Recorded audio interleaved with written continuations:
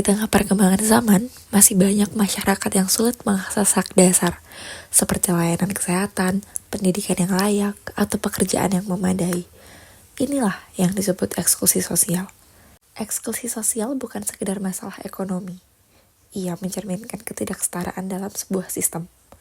Lewat suara-suara ini, mari kita pahami lebih dalam kenyataan yang kerap tersembunyi. Kemudian ada keterkaitan antara kemiskinan dan eksklusi sosial. Mereka yang berada dalam kondisi miskin seringkali dijauhkan dari pendidikan, pekerjaan, dan interaksi sosial. Sebaliknya, apabila seseorang mengalami isolasi sosial, kemungkinan untuk lepas dari belenggu kemiskinan menjadi semakin kecil. Selanjutnya ada dampak eksklusi sosial dari kemiskinan di masyarakat. Di Indonesia sendiri, eksklusi sosial memperlebar jurang antara kelompok kaya dan miskin. Masyarakat miskin kesulitan untuk mengakses pendidikan, layanan kesehatan, dan pekerjaan layak, sehingga memperkuat ketimpangan ekonomi dan sosial antar kelas. Selanjutnya kami akan menampilkan hasil wawancara kami dari beberapa narasumber. Oke, jadi untuk faktor yang pertama itu kesenjangan ekonomi dan sosial.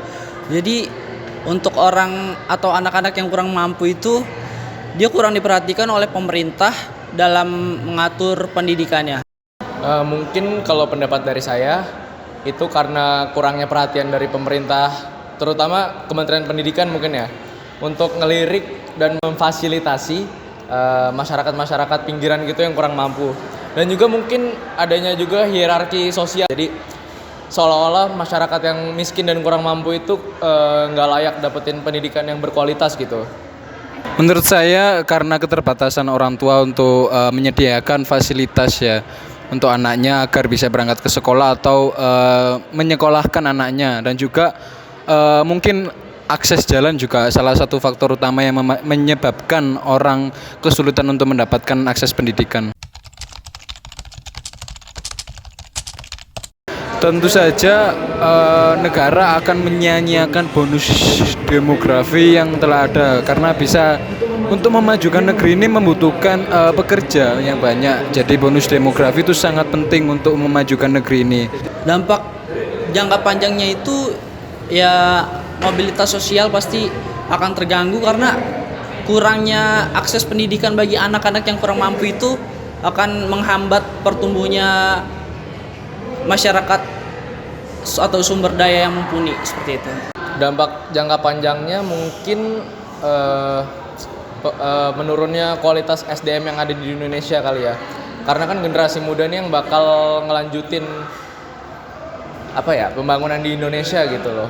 Jadi kalau mereka semua nggak dapat pendidikan yang rata, ya bisa-bisa Indonesia malah mengalami kemunduran. Ada pula strategi dan kebijakan dalam mengatasi eksklusi sosial. Strategi dan kebijakan yang efektif dalam mengatasi eksklusi sosial haruslah komprehensif, yang berfokus pada akar permasalahan dan membutuhkan berbagai pihak. Strategi pertama, peningkatan akses terhadap pendidikan.